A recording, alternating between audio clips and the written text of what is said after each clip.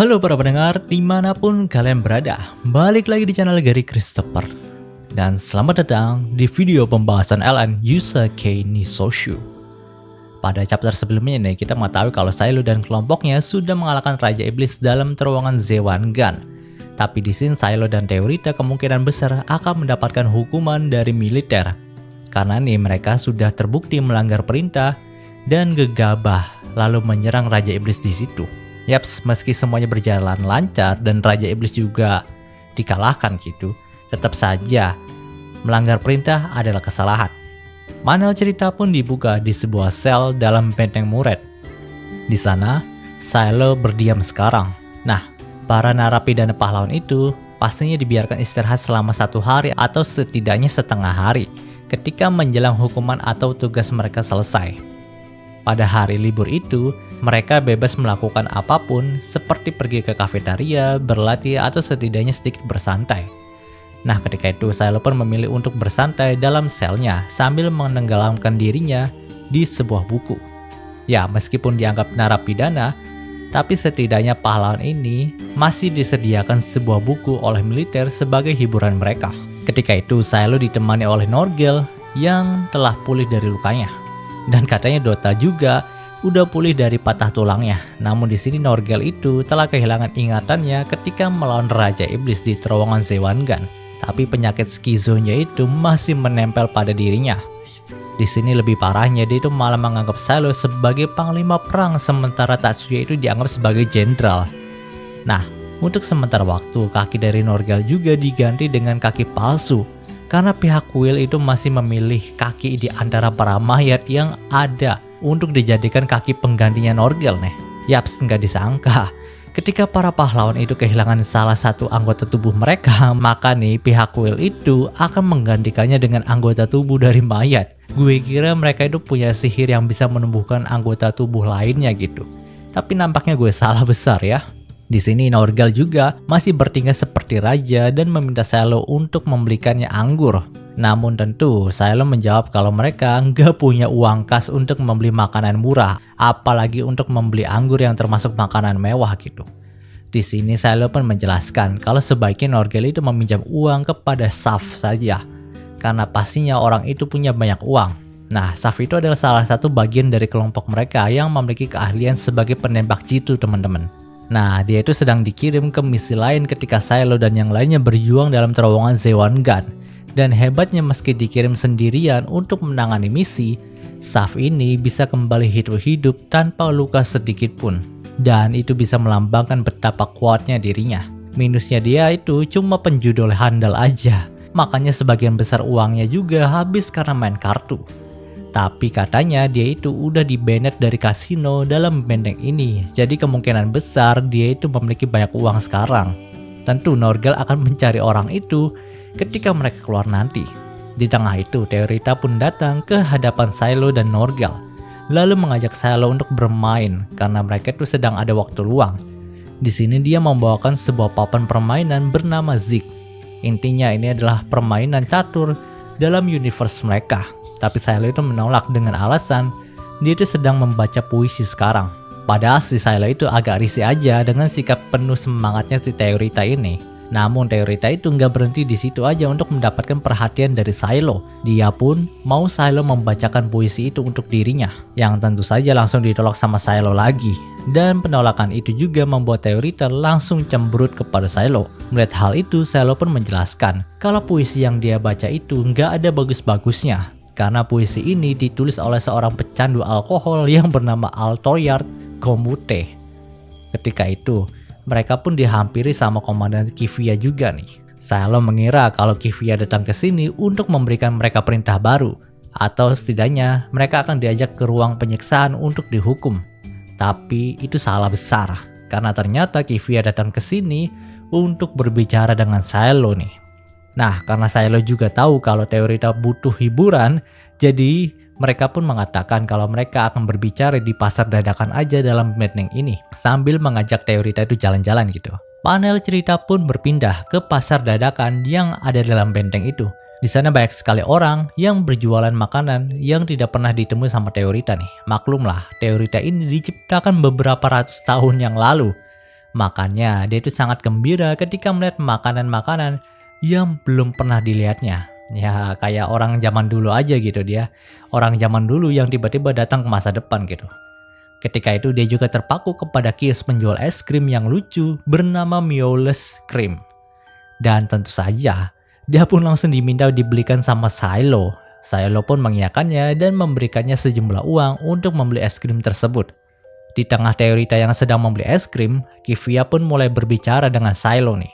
Di sini, dia mengucapkan terima kasih kepada Silo karena pasukannya telah diselamatkan lagi dari maut. Pasukan Ordo ke-13-nya ini baru saja dibentuk dan memang ditugaskan untuk melakukan tugas yang sangat tidak wajar seperti itu. Makanya resiko kematian yang besar juga pasti udah datang menuju mereka gitu.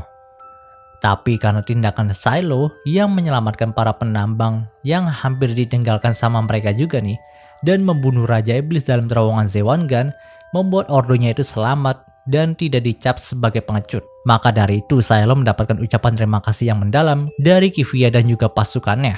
Nah di sini Kivia juga sedikit membocorkan informasi penting kepada Silo nih mengenai Teorita. Dikatakan kalau Teorita itu ditemukan di sebuah reruntuhan oleh sejumlah petualang. Tapi pihak militer itu tidak menganggapnya sebagai dewi yang berguna. Mereka tahu kalau Teorita bisa menyummon banyak pedang dari tulisan-tulisan yang ada di tempat dia ditemukan gitu. Tapi kemampuan seperti itu jauh lebih lemah dibandingkan ke-12 dewi yang sudah ada. Nah, berkat tindakan Silo yang membunuh Dewi Zenerva, itu tuh membuat pihak militer penasaran. Kalau Dewi bisa dibunuh, dan karena kematian Dewi itu, muncullah Dewi baru, apakah memang jika kematian Dewi itu bisa memunculkan banyak Dewi yang lain gitu, yang lebih bervariasi kekuatannya? Nah, itulah teori yang sedang diselidiki sama pihak militer. Bahkan dengan gamblang Kivia juga menjelaskan, kalau pada awalnya Teorita itu dibawa sama pasukannya untuk dibedah sama pihak militer. Dengan begitu pihak militer juga akan mengetahui rahasia bagaimana membuat seorang dewi gitu. Karena ya nyatanya di universe mereka dewi itu adalah sebuah senjata teman-teman. Tapi tindakan itu bertentangan dengan pihak Quill. Dan karena Silo juga Teorita berhasil membuktikan diri mereka membunuh dua Raja Iblis sekaligus, maka rencana pembedahan itu ditunda. Tentu ketika mendengar semua hal itu membuat Silo sangat marah. Dia tidak menyangka kalau pihak militer memiliki pemikiran bajingan seperti itu. Di sini dia juga berkata kepada Kivia kalau bagaimana caranya mereka untuk bisa membuktikan diri lagi. Ya, Silo tidak ingin Teorita dibedah untuk memuaskan hasrat pengetahuan dari pihak militer. Dia tidak ingin kehilangan dewinya lagi. Di sini dengan berat hati Kivia pun berkata nih kalau Silo dan para pahlawan harus mempertahankan benteng ini sampai mati tanpa bantuan dari pihak militer. Panel cerita pun berpindah kepada masa lalu dari Venetim. Venetim itu dikenal sebagai penipu yang handal, juga nggak masuk akal. Dia itu pernah diduga sebagai terdakwa atas 100 kasus penipuan. Tapi yang paling gregetnya adalah dia itu pernah menipu untuk menjual kastil kerajaan kepada rombongan sirkus yang hendak bermain dalam kerajaan itu. Yap, sungguh nggak masuk akal bukan? Tapi nyatanya penipuan itu berhasil dan dia mendapatkan untung besar. Tak lama kemudian dia itu ditangkap oleh pihak militer kerajaan untuk diadili. Namun ketika dia sedang diadili, Venetim itu merasakan ada sesuatu yang janggal. Karena dalam pengadilannya kali ini tidak ada saksi ataupun penonton sama sekali. Dia bahkan disekap dalam sebuah ruangan sempit dan hanya ada 2 orang saja yang berada di hadapannya sekarang. Seorang pria dan wanita yang mengenakan jubah pendeta. Nah, awalnya Venetim kira kalau dia itu ditangkap karena kasus penipuannya yang sudah sangat keterlaluan gitu. Tapi siapa sangka, dia tidak ditangkap karena kasus penipuannya. Dia itu ditangkap karena telah menulis sebuah artikel yang menyatakan kalau ada antek-antek pemuja iblis dalam kerajaan dan juga pihak militer yang akan memusnahkan umat manusia. Ya, Venetim juga sempat bekerja di sebuah penerbit artikel abal-abal yang biasa menerbitkan artikel tentang skandal antara kesatria suci dan juga dewinya. Tapi saat itu, mereka sudah kehabisan ide untuk menulis artikel seperti itu. Makanya pihak penerbit juga meminta Venetim yang handal berbohong untuk menuliskan artikel yang merugikan pihak kerajaan gitu. Awalnya, Venetim kira kalau artikel itu tidak akan digubris sama pihak kerajaan ataupun militer, tapi nyatanya mereka tidak terima akan hal itu. Toh apakah rakyat percaya dengan berita picisan kayak gitu? Dia pun berbicara panjang lebar supaya pria dan wanita berjubah pendeta yang ada di hadapannya itu melepaskannya. Tapi ternyata Venetim mendapatkan fakta yang tidak terduga nih. Artikel yang Venetim tulis itu memang benar adanya. Pihak kerajaan dan militer memang sudah lama dikuasai oleh pemuja iblis yang ingin memusnahkan manusia. Maka dari itu mereka tidak bisa membiarkan Venetim bebas berkeliaran dan menulis berita seperti ini lagi. Mereka langsung menghukum Venetim menjadi pahlawan yang harus mengadakan wabah iblis. Yap, siapa sangka berita bohongan yang ditulis sama Venetim adalah sebuah fakta. Panel cerita pun berpindah ke benteng Muret lagi. Ketika itu para pahlawan pun dikumpulkan untuk diberikan instruksi dalam menahan wabah iblis di benteng ini. Yap, seperti yang dikatakan Kivia, para pahlawan itu ditugaskan untuk mempertahankan benteng sampai mati, agar memudahkan para kesatria suci untuk bisa membereskan wabah iblis di sana. Nah, misi ini melibatkan pasukan Orde ke-9 dan Orde ke-13 milik Kivia, di mana rencananya para pahlawan diwajibkan untuk menahan Raja Iblis ke-15 dalam benteng ini. Dan Dewi dari Orde ke-9 yang memang ahli dalam membuat racun akan meracuni seluruh benteng ini sehingga Raja Iblis itu mati secara perlahan. Yaps, ini adalah rencana yang membuat semua pahlawan terbunuh beserta Raja Iblis ke-15 itu. Dan tentu para pahlawan tidak setuju dengan hal itu. Tapi mau bagaimana lagi?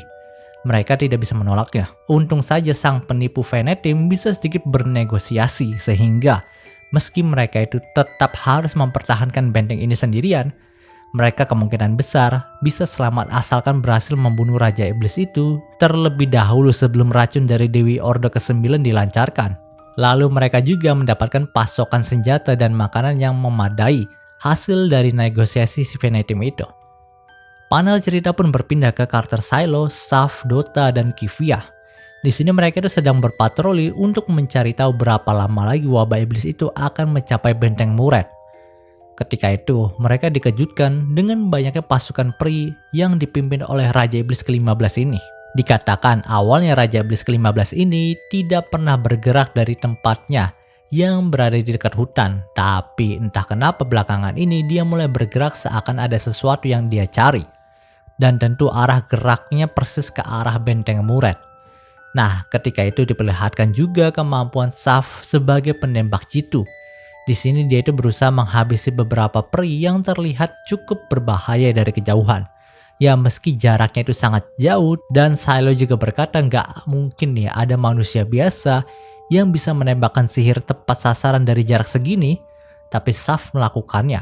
Ada sekitar 100 peri berbahaya yang berhasil ditumbangkan sama Saf. Nah, di sela-sela pertarungan itu Silo dan Kivia sempat mengobrol satu sama lain. Diketahui kalau Kivia juga bukan berasal dari bangsawan teman-teman. Tapi ayahnya itu adalah seorang imam besar sehingga dia itu bisa menjadi kesatria suci. Mendengarkan hal itu, Silo pun paham tentang sikap patuhnya Kivia terhadap Teorita. Karena ya dari kecil Kivia itu sudah berada di lingkungan yang memang menyembah dan menghormati Dewi gitu. Nah, ketika sudah kembali ke benteng, mereka pun bertemu dengan komandan dari Orde ke-9 yaitu Horde dan juga dewinya yaitu Pelmeri. Nampaknya nih julukan pembunuh Dewi itu udah melekat sama Silo. Makanya di sini Horde itu nggak mengizinkan Pelmeri untuk deket-deket dengan Silo. Dan dia juga nampaknya membenci Silo karena kasus tersebut. Terlepas dari itu semua, ketika itu Silo juga disambut sama Teorita yang sedari tadi menunggu kepulangannya. Dikatakan Silo itu berpatroli selama 2 hari teman-teman, dan Teorita kesal karena nggak diikut sertakan. Bahkan dia juga cemburu sama Kivia dan menganggap kalau Silo itu sedang bermesraan sama Kivia selama 2 hari ini gitu. Tentu hal itu langsung ditepis sama Kivia. Nah, obrolan mereka juga berlanjut kepada rencana Venetim untuk menghadapi wabah iblis kali ini. Ya, karena Venetim yang berhasil bernegosiasi dengan para petinggi militer sehingga mereka itu dapat resort lebih, jadi dia juga lah yang akan membuat rencana menghadapi wabah iblis kali ini. Dan di sini mereka mendapatkan tambahan sumber daya manusia dari para tahanan penjara dan juga para penambang. Ya, pada awalnya para tahanan penjara itu nggak mau mengikuti perintah para pahlawan karena menganggap kalau para pahlawan itu lebih rendah daripada mereka gitu derajatnya. Bahkan di sini mereka juga personal sama Silo karena membunuh Dewi. Tapi karena Saf itu langsung menembak salah satu dari mereka dan membuat orang itu jadi kehilangan lengan dan juga kakinya, mereka pun langsung tunduk dan terpaksa nurut kepada pahlawan. Ya, itu adalah salah satu cara agar mereka bisa mendapatkan sumber daya lebih untuk mempertahankan benteng ini. Tapi nampaknya Silo itu tidak terlalu ingin melibatkan para penambang nih. Dan ingin para penambang itu berada di sisi teraman saat wabah iblis menyerang benteng ini. Nah, ketika itu rencana mereka adalah menggunakan parit yang ada dalam benteng ini sebagai jebakan. Dan jembatan dari benteng ini juga akan dinaikkan supaya para pasukan Raja Iblis itu bingung harus memulai serangan dari mana karena ada parit yang luas yang isinya air dalam gitu. Ketika itu dikatakan ada 10.000 pasukan Raja Iblis yang hendak menyerang mereka. Namun sebagian besar dari mereka juga sudah dihancurkan sama Ordo Kesatria ke-6. Meskipun begitu, tetap saja Silo dan yang lainnya masih kalah jumlah. Di sini Silo juga berharap kalau bisa saja mereka itu menerima bantuan dari Ordo Kesatria ke-6. Karena menurut Silo hanya Ordo Kesatria ke-6 sajalah yang memiliki kompromi tinggi terhadap para pahlawan. Tapi nampaknya itu cuma angan-angan karena nggak mungkin ada bantuan dari Ordo ke-6 gitu. Apalagi yang ke-9 gitu. Terlepas dari itu semua, Silo pun harus menahan mereka di sini dan mengalahkan Raja Iblis ke-15 itu. Karena dia ingin Teorita selamat dan tidak dibedah sama pihak militer gitu. Ketika itu Silo dan Teorita memandangi pasukan Raja Iblis dari atas benteng. Dan mereka sadar kalau yang menyerang adalah peri yang bermutasi dari hewan kuda. Peri itu disebut Koiste Bodar. Dikatakan kalau kuku dan gigi mereka itu sekeras besi dan bisa menghancurkan apapun. Tapi di sini mereka itu mampu menghadang para peri kuda itu dengan tembakan yang telah diberikan segel suci oleh Norgal. Dan hal itu pasti efektif mengingat betapa kuatnya setiap senjata yang diberikan berkas segel suci oleh Norgal. Ketika itu Saf dan anak buah penjahatnya juga bekerja sangat baik. Mereka langsung menembakkan laser listrik yang cukup tepat sasaran. Ya meskipun hanya 30% saja yang kena dari semua tembakan yang dilancarkan sama anak buahnya gitu. Tapi itu sudah cukup untuk merusak formasi dari pasukan Raja Iblis. Ditambah lagi ketika itu Kivia dan pasukannya juga ikut membantu. Ternyata nih para pahlawan gak ditinggal sama Ordo ke-13 teman-teman. Meski mereka hanya berjumlah 20 orang nih, tapi mereka itu mengenakan zirah yang dilindungi oleh segel suci. Membuat mereka juga hampir tidak tergoyahkan nih. Silo juga berkata, kalau kesatria suci yang mengenakan zirah itu kemampuannya akan setara dengan 30 kesatria suci biasa. Yaitu cukup membantu teman-teman dalam mempertahankan benteng ini gitu. Namun yang menjadi masalahnya ini adalah adanya manusia yang menunggangi para peri kuda dan memanah benteng pertahanan mereka dengan panah api. Yap, sekalian gak salah dengar. Ternyata ada manusia juga yang memihak para iblis dan membantu mereka untuk memusnahkan umat manusia yang lain. Greget memang nih. Meski terdengar gila, tapi nyatanya para pasukan manusia ini memang terus menghujani panah api mereka ke benteng muretnya Silo nih. Dan cerita di part ini pun berakhir. Oke, mungkin sudah pembahasan singkat tentang Yusakei-nya kali ini. Jika kalian suka video ini, jangan lupa untuk like, komen, dan juga share. Dan juga subscribe ya. Dan juga gue Gary Christopher, signing off.